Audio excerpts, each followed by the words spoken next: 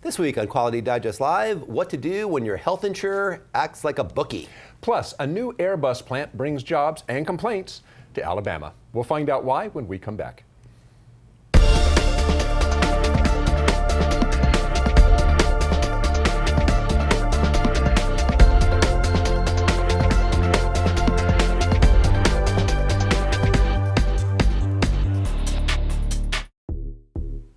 This episode of Quality Digest Live is sponsored by Hexagon Metrology.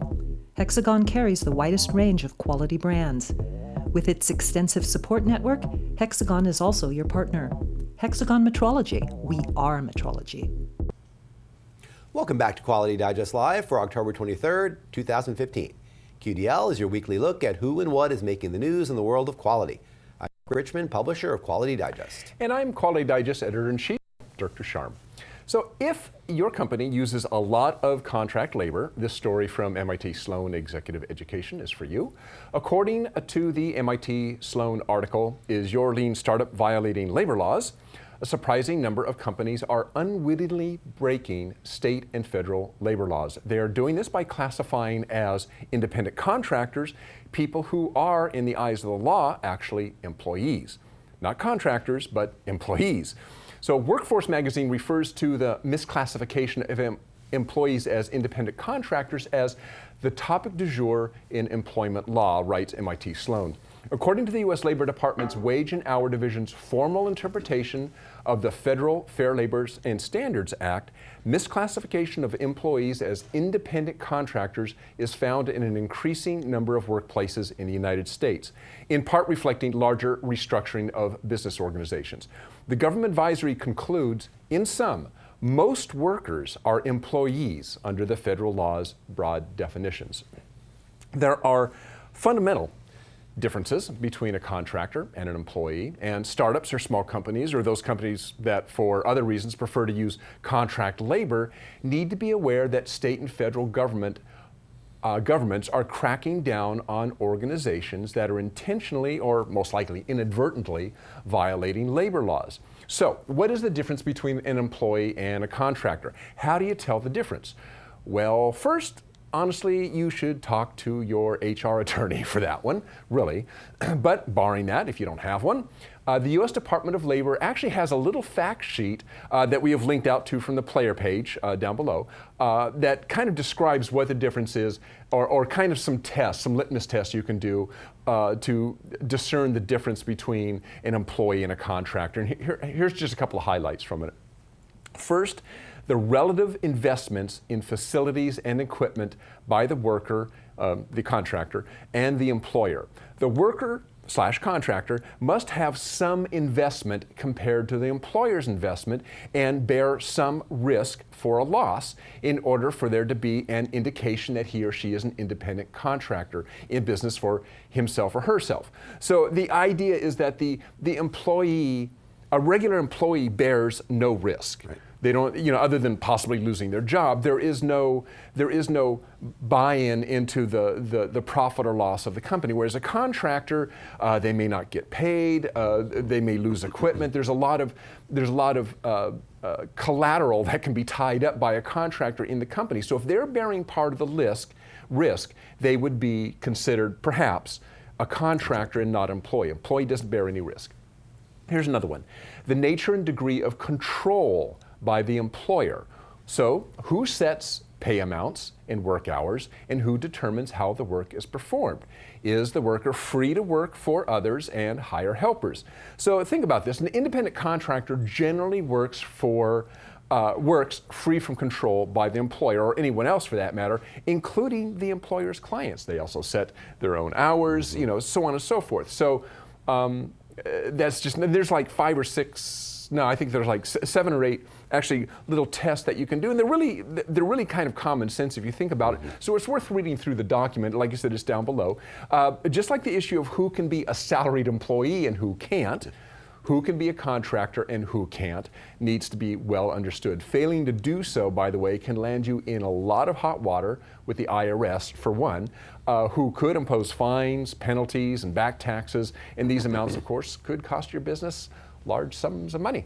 Yeah, it's good advice. I mean, the way most companies, especially small companies and startups, do this is they say, well, which is better for us? You know, which way does this person be an employee? Should this person be a contractor? It's kind of like, well, we'll decide what suits us best from the tax perspective and from what we have to pay. But that's not part of the litmus test. Is what's best for the company. It's very strict standards about this. And I think sometimes people think they're treating what would really be a temporary employee as a contractor. And a temporary employee is an employee, not a contractor. Yeah, for a period of time. For a period of time. And so, and I think this is what confuses people. Is they, oh, well, we'll just make them a contractor. When really they're a temp. Yeah, right. And temps are all the same stuff as a regular employee. Yeah, and I guess it ties in with the idea of who gets a 101099 versus who gets a 1032 exactly. and that kind of stuff. So an HR attorney is really, you know, if this is a big issue for you, you're using a lot of contractors, you really should talk to an HR guy. Yeah, so check it out. Good stuff. Thanks, Dirk. Okay. Well, want to know the next big thing in analytics and business intelligence? Sure, why not? Why not? If so, then here's a phrase that you might be hearing for the first, but probably not the last time. Cognitive computing. Are you aware of cognitive computing? That seems like a redundancy. It does, but let me get into it a little bit because it's interesting what cognitive computing really means. I've heard the phrase, but I never really looked at it that closely. I don't know if you have, but it's interesting what cognitive computing really is. Well, the story is called IBM launches consulting practice dedicated to cognitive business, and it's the name of the news item that appeared in Wednesday's issue of Quality Digest Daily. The piece reports that IBM's Watson computer system, which has helped the company pioneer cognitive computing, will power IBM's offerings in this space, in this consultative space, and I'll explain what that means. Cognitive systems like Watson are able to interpret natural language, which is the language that we all use, we're using right now, to communicate with one another. That's distinct from programming and program languages and mathematical languages, such as those that have always been used to essentially communicate with computerized systems. So cognition is based, again, on natural language, and what that does is it allows for the analysis and the interpretation of all sorts of information, from things like tweets and Yelps to huge research reports and studies. And really what we're talking about here is big data. I mean, this is big data at its finest because you don't have to program it into the computer. Watson, and a cognitive system like Watson, is going to be able to interpret it. And it's very interpretive. According to the article, research firm IDC estimates that half of all consumers will interact regularly with services based on cognitive computing by 2018, just 2 or 3 years from now. So what we're saying here is that all the stuff that's out there that's being generated by the second across the world, these billions of bits of data, don't have to be fed into a computer. The computers now, like Watson, can interpret the natural language of this communication and begin to derive business intelligence out of it. That's a really key thing. And it's much, much quicker, and it allows much, much better intelligence in real time for the companies that use it. So IBM's business model here is putting 2,000 experts into the field to assist businesses in understanding the power and maximizing the use of cognitive computer resources. And it's a means for achieving better business intelligence. There's organizations in fields like insurance and retailing, financial service companies, educational institutions, healthcare providers, they're all already kind of edging into the use of cognitive computing. And what it's doing is it's helping them operate more efficiently. It's helping them better manage risk, which of course is something we know is very important. And it's ensuring optimal customer experiences. All those are really great things. Those are great uses of things like cognitive computing. Well, so far, IBM has forged strategic agreements with companies like Apple and Twitter, the Weather Channel, and Facebook. So it's clear that they're really serious about this new space, and they're aligning some big name partners to maximize cognitive inputs for the benefits of their customers, those 2,000 people that are going to be going out and working with these companies to say, okay, we have all this data from these sources like Facebook and the Weather Channel and all this stuff to understand what's going on in real time and interpret it for business intelligence. Really interesting how quickly this is evolving. Well, for more information on the story, as always, you can check out the video, the link right below our video player screen, and all the news items and feature articles that Dirk and I are going to be covering on today's show are available, as always, right down there. So check them out. There you go. Okay, so we're a e-media company. Quality we are. Digest is an e-media company, and as such, we use all the usual electronic approaches to reach people. We have our website, email blasts for our e-newsletter, email blasts for our advertisers. We use Facebook, LinkedIn, and Twitter, oh my. And we use gift card contests as incitement to take our surveys, to take advertiser surveys, and so forth. So for an e-media company, this is expected and not really even frowned on. But what if your company deals with a topic a bit more serious than Six Sigma or ISO 9001? Even though those are really important. Yes, of course. What if your company's product is a health service and you are trying to get people on board with trying a form of, say, telemedicine? That was the question posed by Quality Digest editorial director Taryn March in her article, Last Chance to Win. Why is my health insurer acting like a bookie? So here's the setup. Last week, Taryn got an email from her insurance company, or it looked like it came from her insurance company anyway, offering her a chance to win $500. The ad, for lack of a better word, I'll call it a pitch perhaps, was for an online doctors group, what she called Doctors Without Borders. I'm sorry, Doctors Without Offices. Yeah. A doc in a box. A doc in a box. Yeah. Electronic doc in a box. Right. So if you signed up for the service, sign up was free, you would be entered into the contest. Now, this whole thing raised a couple of interesting questions or ideas. First, what was the approach? Was this approach appropriate for the customers they were trying to attract? So most of the time when you get an online solicitation to take part in anything, the tendency for most of us is to look at it kind of askance. More so when it has a home shopping Barker-like approach to the pitch. You know, sign up now and get a chance to win $500. Operators are standing by. Right. There's a certain commercialism that seems appropriate maybe for a Vegematic or even a B2B e-media company. Okay, why not? Yeah. Sure. But not so much maybe for a medical service. So the question Tara and I were asking ourselves is this company, the IT company that does this dating service essentially, doing themselves a disservice when they use this approach to attract customers to a professional service? Are they alienating the very people who are looking for something that really reeks or should reek of trust and professionalism? Or, I don't know, as we are consumers so used to attention-grabbing pitches in our emails that we don't really think twice about it. I honestly don't know the answer to the question, but it was a question that kind of came to mind and is certainly what caused Taryn to hesitate before clicking any of the buttons on her keyboard. Do I really want to use a medical service that attracts patients by giving away prizes? Right, yeah. Yeah, well, there you go. Yeah. But she did click. Which caused another interesting question to arise. As Taryn began to understand the service, which is telehealth or telemedicine, she thought, well, actually, this is really kind of cool. So why is this type of service, remote doctoring, which is pretty cool, right? Why is this type of service offered as a unique service instead of being integrated into our mainstream health system? I mean, think about it. This is lean medicine.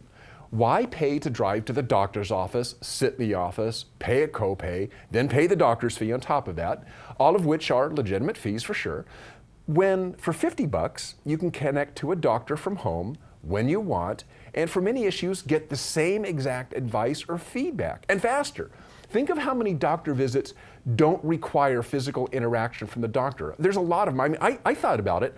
I thought there for a while and thinking, look at the amount of doctor's visits I've made in the past year, and how many of them did I really have to go to the office?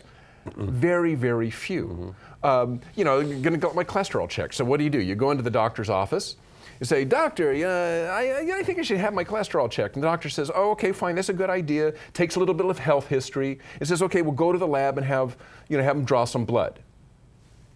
Then you go to the lab. Yeah, the lab does what? Yeah. They send the results to the doctor. You go back to the doctor, sit in the office, and the doctor goes over the results for you.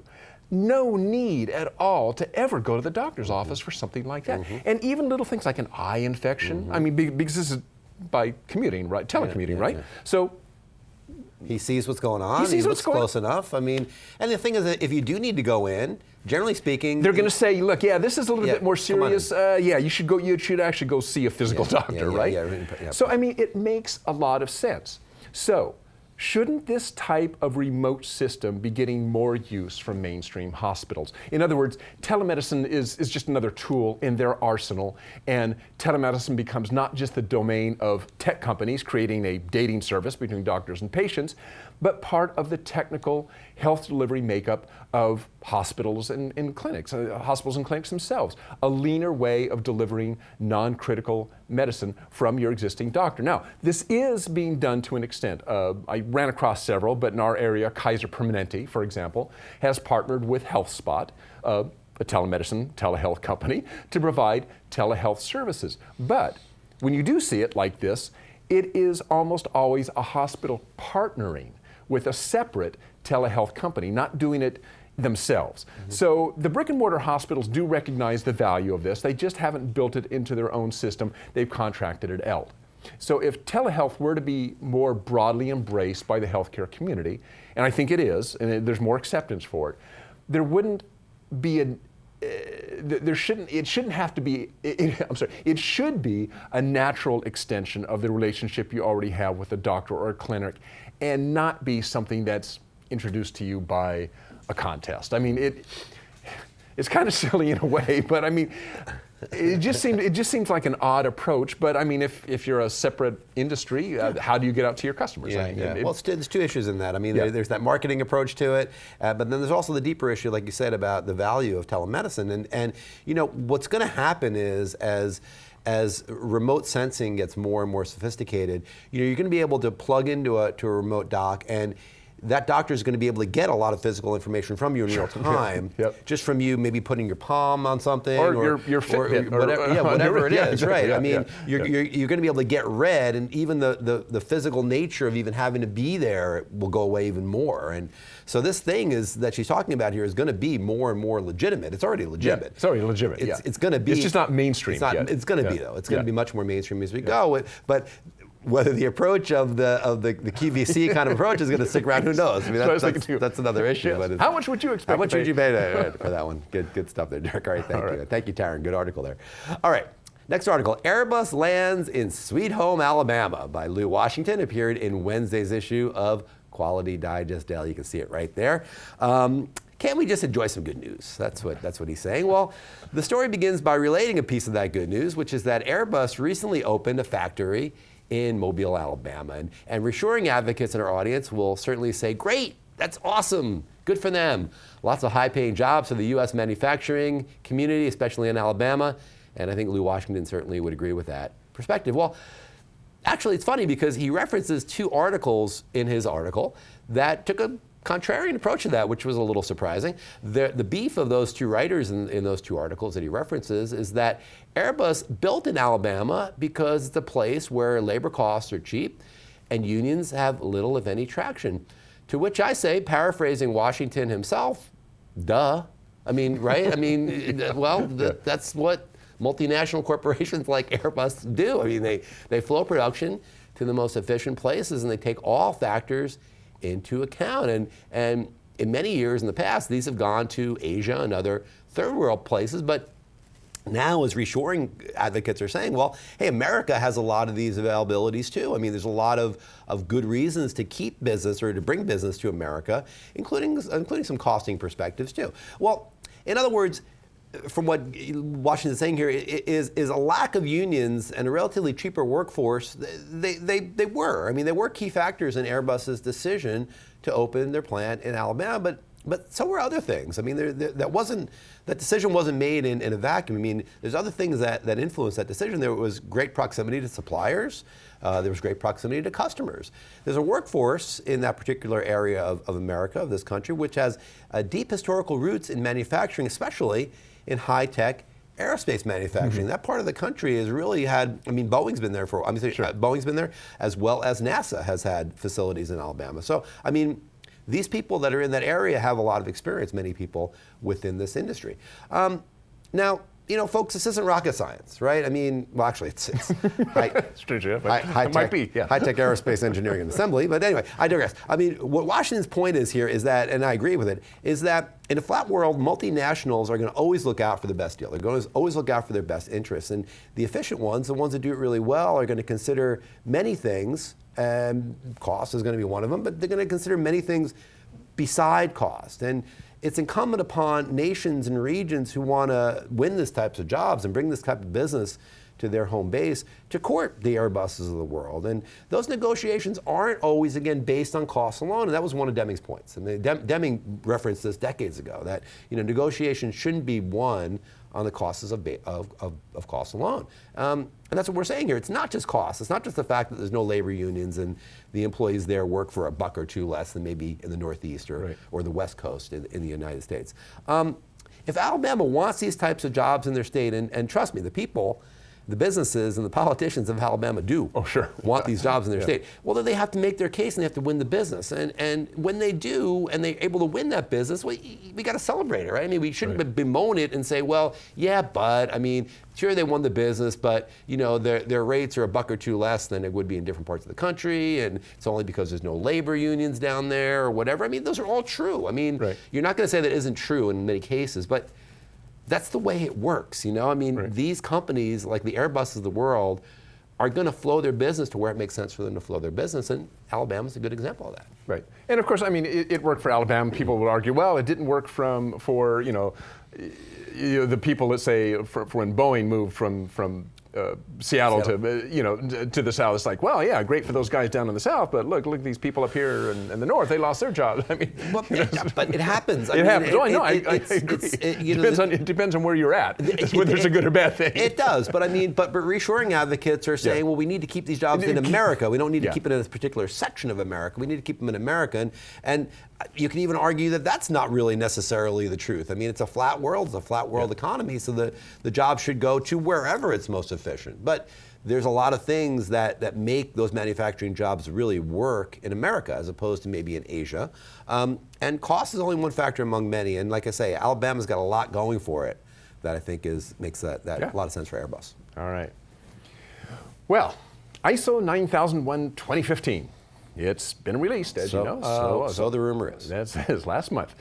And as we have talked about on this show, there are some new concepts and new vocabulary, as well as new ideas, like, well, maybe not necessarily new, but more, let's say, more emphasized ideas like risk that are either being introduced for the first time or being, let's say, more emphasized. And here to clarify some of these new ideas and vocabulary is Chad Kymal, CTO and founder of Omnex. We have Chad on the phone from us from, I think he's in Madrid, Spain. Is that right, Chad? Hi, Dirk and Mike. How are you guys today? Hey, pretty good. How are you? You're in Madrid, is that right? Yes, Mike. Sorry, Dirk. I am in Europe as we speak. Okay.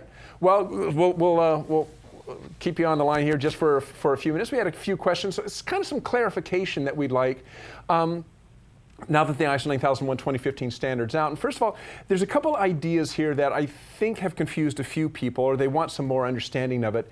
And that is the concepts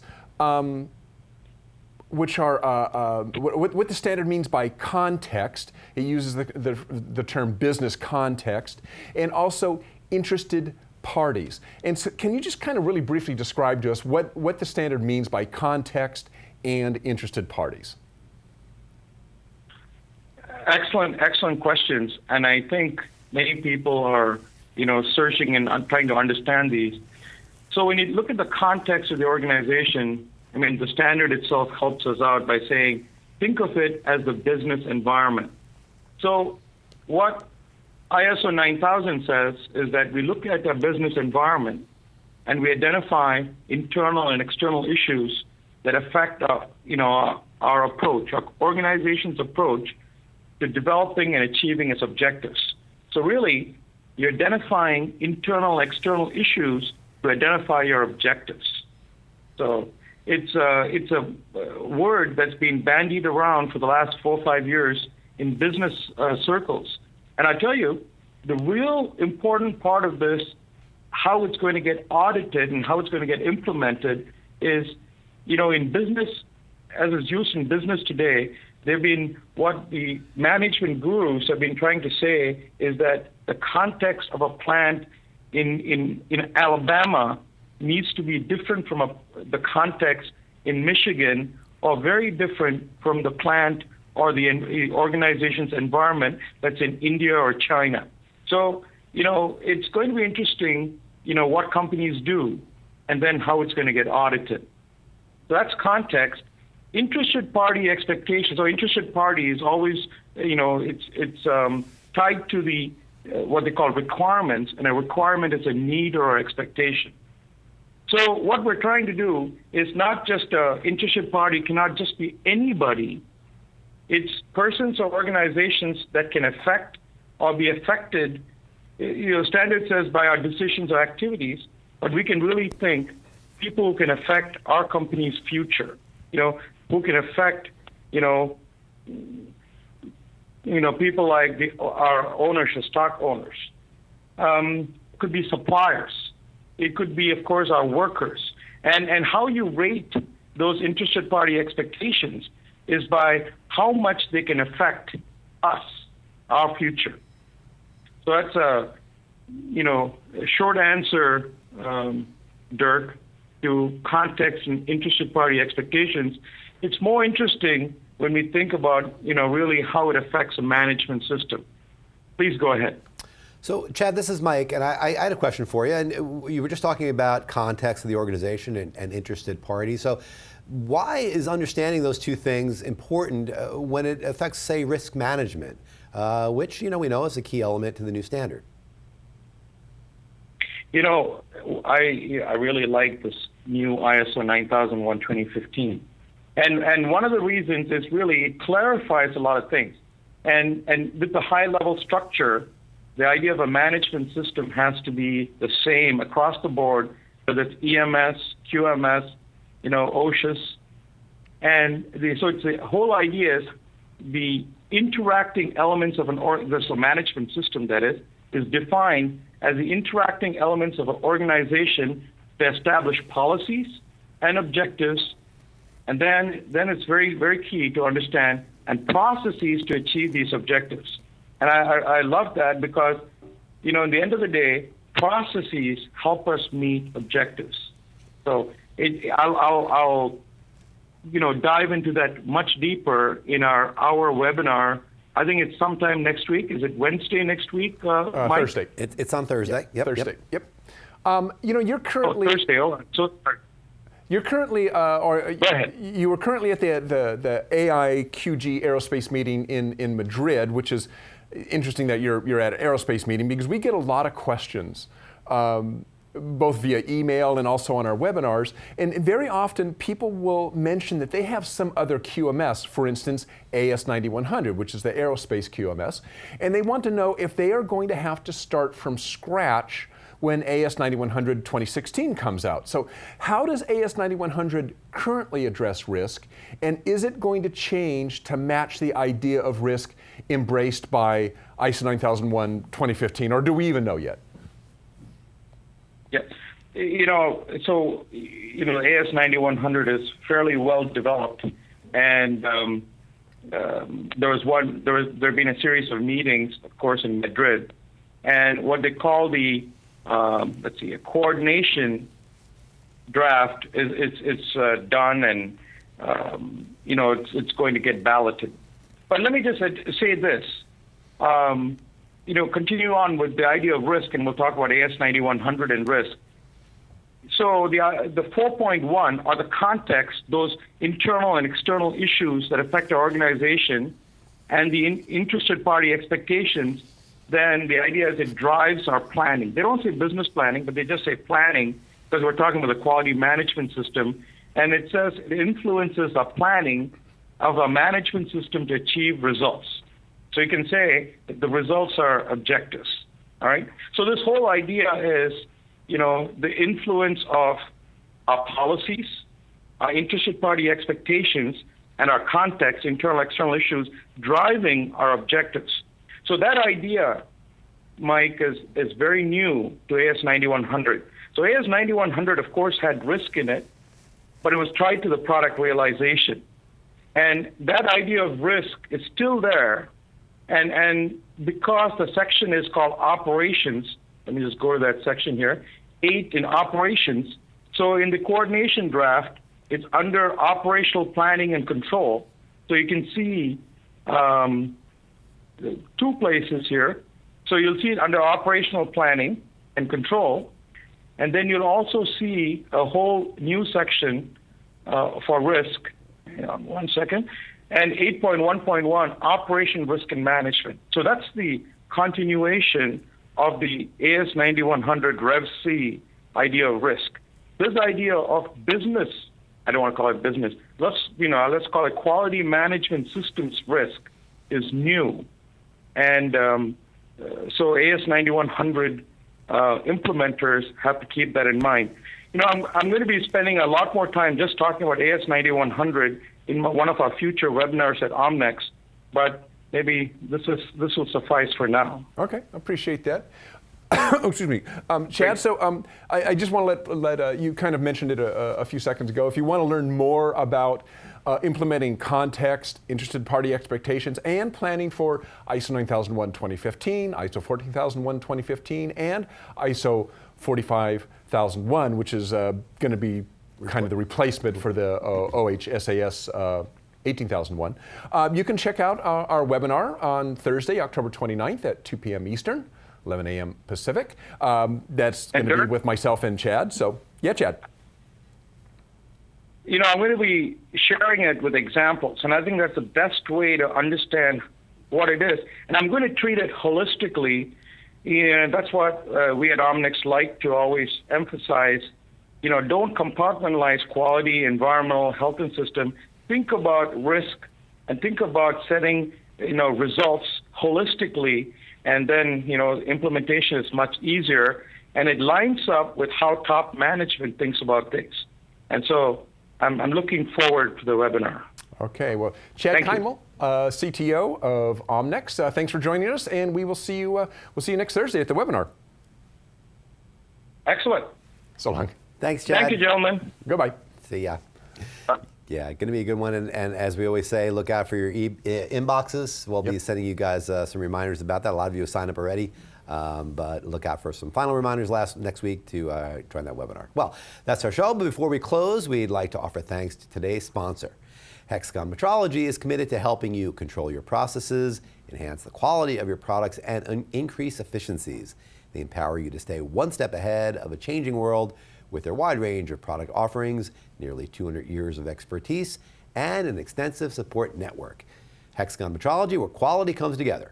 For more information, just click on the banner area just below or just to the right of this video player screen. That's right. So thanks again for joining us on Quality Digest Live. Remember, Omnex webinar coming up next Thursday, October 29th at 2 p.m. Eastern, 11 a.m. Pacific. If you're interested or involved in ISO 9001 2015, there's going to be more information there on how you go about implementing it and answer a lot of your questions. So be sure to sign up for that. And that is it for today. I appreciate you all for joining us. Thanks again to Chad for staying up and watching us from Europe. Madrid, yeah, that's right. Thank you all for joining us too. So have a great weekend. We'll see you next week. So long. Bye.